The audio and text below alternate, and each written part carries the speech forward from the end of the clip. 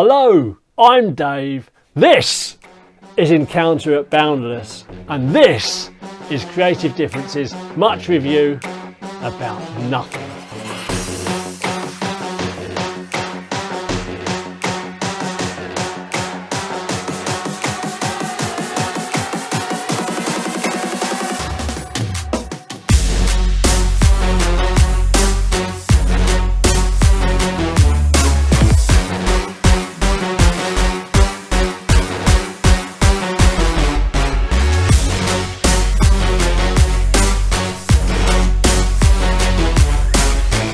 Hello, welcome back.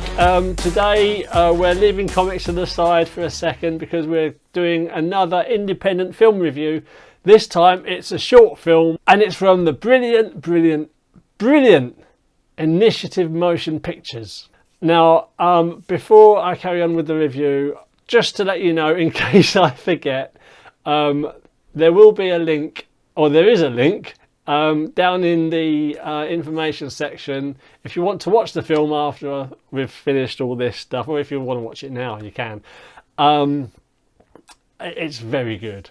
Okay, so what is Encounter at Boundless? Encounter at Boundless is, as I say, it's a short film from Initiative Motion Pictures. It runs about 24 minutes long and it's a monster movie. Hey! It's written by Teresa Hedges and Adam Spinks, and Adam directs as well.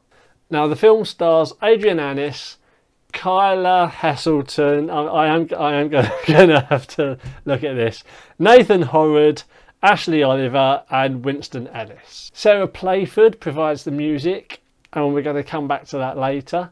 Jerome Smith is the DOP. And Steve Askey was the monster wrangler, aka the visual effects guy. Oh, and another thing, because I always forget, if you enjoy this episode, if you enjoy the shows on this channel, if you enjoy the channel as a whole, please do like, subscribe, wriggling my dingling for regular notifications and stuff.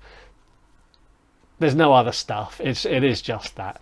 Also, obviously, Creative Differences, Indie House, and Much Review About Nothing, and the other bits and bobs are available on the social medias.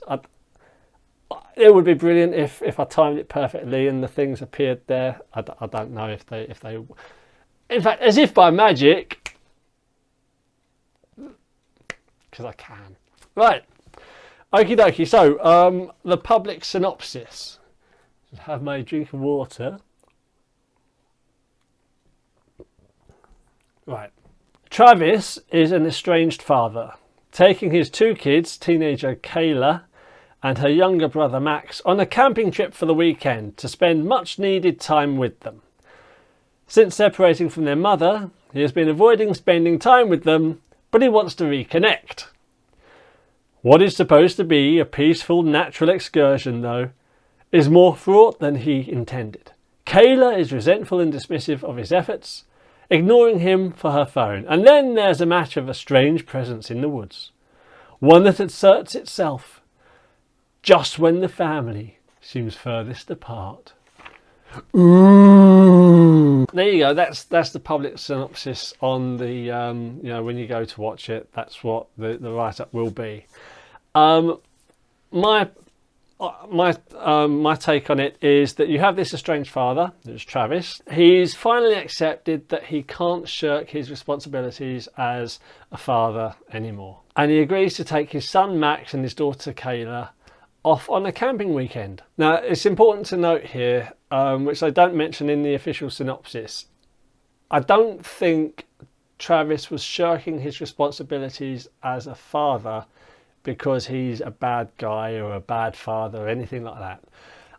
We find out in the film that something happened between him and his wife, and his actions, his distancing of himself from his family are a direct consequence of that. So maybe it's more embarrassment, maybe he's just distancing himself from his wife, and as a result, distancing from the kids is sort of collateral damage, or maybe he is just really embarrassed and he is deliberately distancing himself from them as well.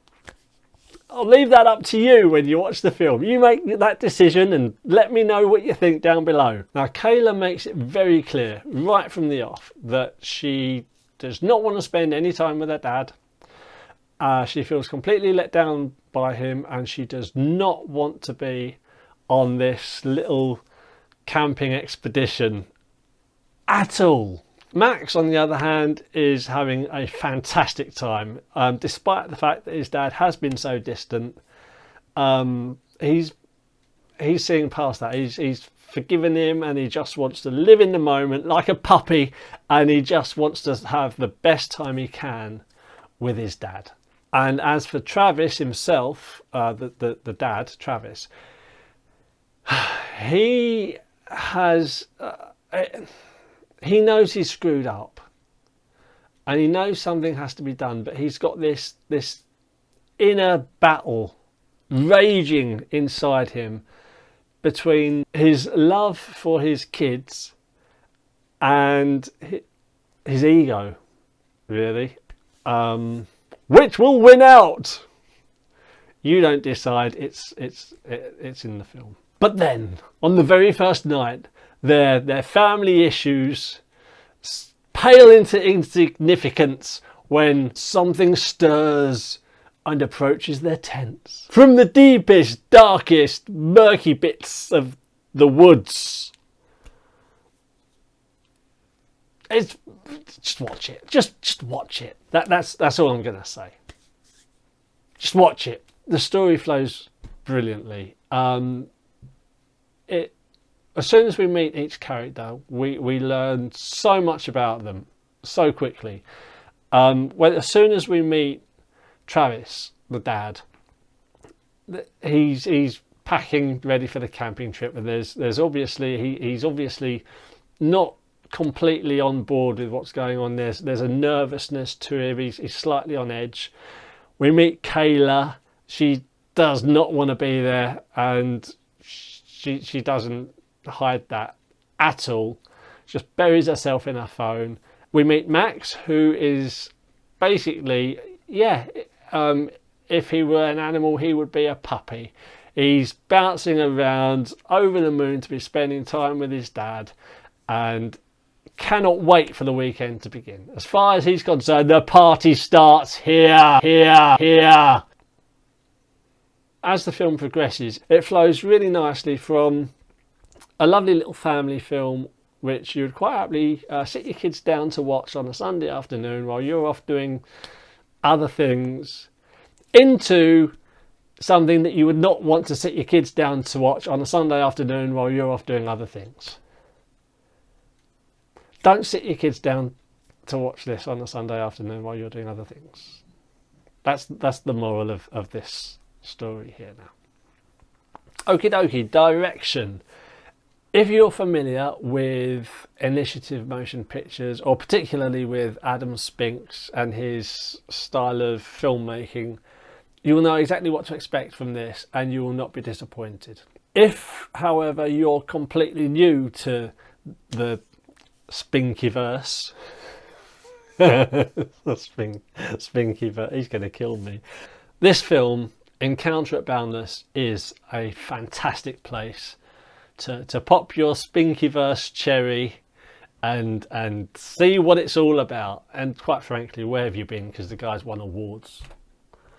I would also highly recommend looking at his back catalogue. I'll leave links down below. There are two particular films, two of his more recent films, Like Glass and Carrion. They're just, this is just high class, proper storytelling. And honestly, you can easily, if you've got your, I'll talk about these other films another time, but seriously, if you find yourself with an hour to spare, have a look at his channel over on Vimeo. Just follow the links down below. That's the easiest thing to do. Follow the links down below. and just enjoy yourself. You might want to get some popcorn. Get some popcorn. Each time Adam makes a film, he uses that film to push himself further out of his comfort zone as a director. Case in point, for example, in Sunset 904, he had sound effects of aircraft flying overhead. In Survivors, he had CGI helicopters in the what's the word? Distance. That's the word. Yeah, so CGI helicopters in the distance. And in this film, Encounter at Boundless, he has a full-blown, hardcore, interactive CGI monster. And if you want to know what an interactive CGI monster looks like, or is, or what it means, click the link below, watch the film, because I'm not going to tell you. I think having Adam write and direct the film is... it works in harmony. He's directing, and I think he's directing as he's writing, so he knows exactly what he's going to do. And it makes the film just flow like a gentle river.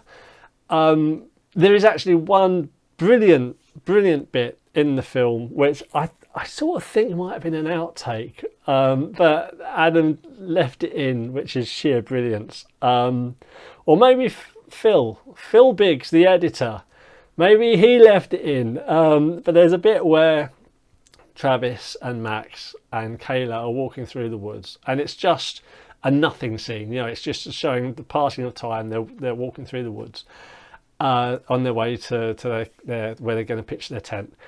And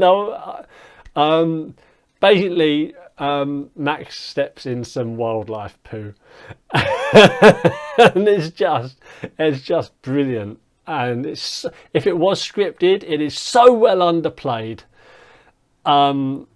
The guy who played Max, who was it, Nathan Horrod, he deserves an award for that scene alone, because that was just so well delivered. Which is why I think it might have been an outtake, but if it was scripted, then good job. Good job, Nathan. Good job. Right, as for the DOP, this is probably the easiest section of this entire review, because good news, I don't have to say anything at all whatsoever. All I have to do is invite you just to sit back and have a look at these beautiful, captivating screen grabs. They are absolutely stunning. These are all from Encounter at Boundless. Just a quick warning though, they may give you cinematic diabetes. They are so good. Have a look.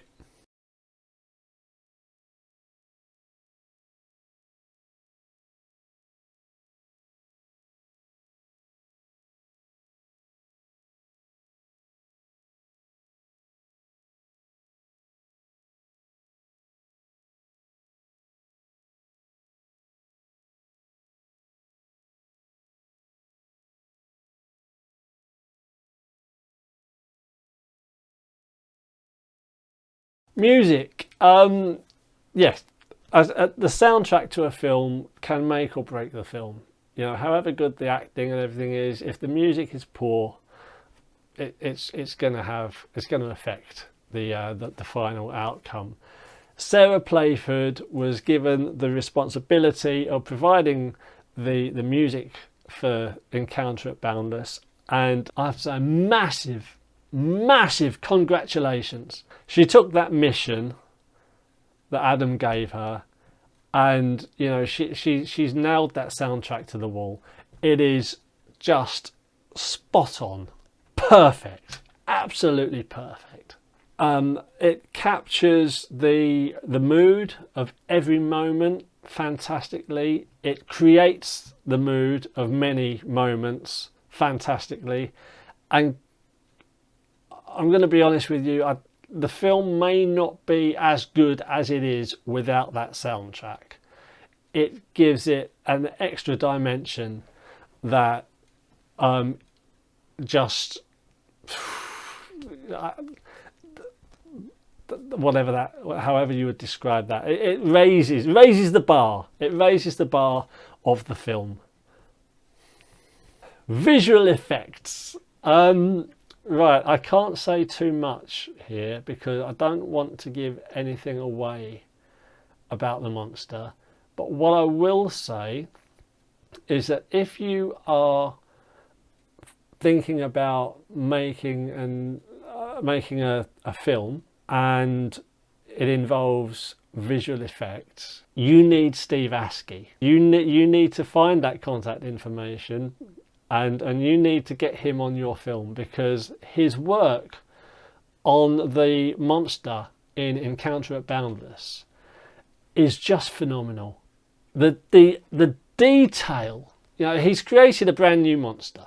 Okay, it's you'll recognise where some inspiration has come from nature and things, but it is a monster. It is something that has not been seen on the screen before, and the detail that he's put into that, you know, into the skin and everything. And there's a bit where Travis shines his torch on the monster, and this is, you know, this is the brilliance of it.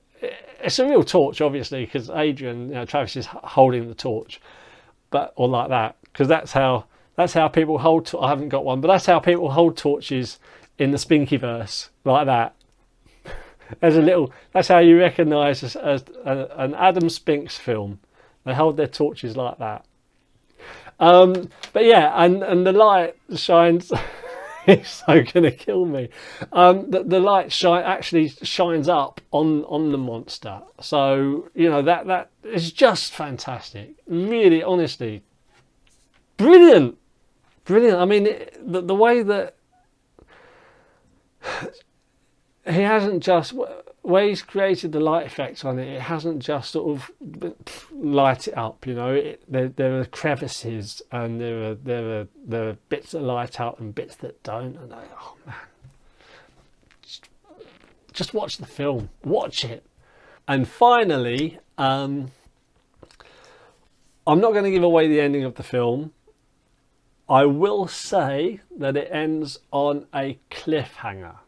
Now, that does mean that there's potential for a sequel, or alternatively, something I think would be really interesting would be a quarterly web series where maybe every 3 months there's another episode. You know, maybe it could be a 4-parter. Just throwing it out there, Adam. Just throwing it out there, mate. But whatever they decide to do with it, if anything, I don't know. Adam and company have made an intriguing world which sucks you in, and you desperately want to know what happens. You know, the way that it ends, it's like, no, I need to know. And that's not one of those things where you say, oh, they didn't know how to end it. So no, not at all. You watch the film and you will know that this was planned. Damn it, Janet. This was planned. I'll tell you what, watch the film, right? Then come back here and comment in the comment section below what you think happens next. That would be interesting. And what I'll do, I'll let Adam know when there are some down there, and he can come and have a look. And and you know, maybe I don't know. Maybe you'll give him an idea for the next bit, if there is one. I don't know. I hope there is, but I don't know. Right, okie dokie. So, score time. How many happy Daves does this thing get? Well, it's brilliantly written, excellently directed. The soundtrack is incredible. The visual effects are incredible. The acting, I didn't mention the acting. How could I not? I didn't mention, okay. The acting is absolutely brilliant. It is so relaxed. there is quite often when you watch a film, there's at least one actor who looks like they're waiting to speak their line, or they're just flat as a flat thing, and you're sitting there thinking, I hope they don't come back, I hope they don't come back, I hope they don't come back, and then they come back and it sucks you out of the film. None of that in this. Every single person in this film deserves to be there. Every single actor deserves to be in this film. They are all absolutely brilliant, and honestly, just I keep saying it, but just watch the film. The things down below. In fact, as I say, Encounter at Boundless, Like Glass and Carrion, they're all down there in the notes below. So have a watch. Come back here. Tell me what you think should happen next in Encounter at Boundless. Tell me what you think about all three of the films. You know, which is your favourite? And, you know, as I say, I'll invite Adam over to have a look, and yeah, we'll see what happens. Probably nothing, but you don't know. So as for the score, everyone's brilliant, and that monster, man, I'm going to give it 8 happy days.